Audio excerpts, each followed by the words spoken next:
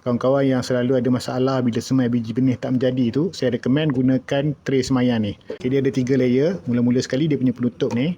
Lepas tu lapisan yang tengah ni untuk kita letak media semaian kita. Okay, lepas tu dekat bahagian bawah ni ialah dia punya tray. Cara untuk guna dia, mula sekali kita isikan media semaian dekat bahagian tengah ni. Sebaiknya gunakan peat moss. Sebab peat moss ni memang mudah sikit biji benih nak bercambah. Lepas kita dah isikan media semaian tu, kita lembapkan dia betul-betul. Lepas tu kita boleh terus semai biji benih kita.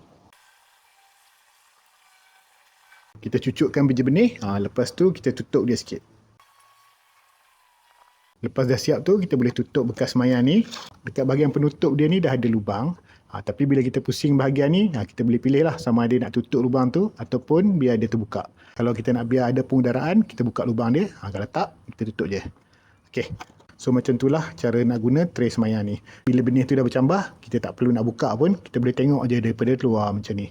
Kalau nak dapatkan tray semaian ni, boleh tengok dekat link bawah tu. Okey.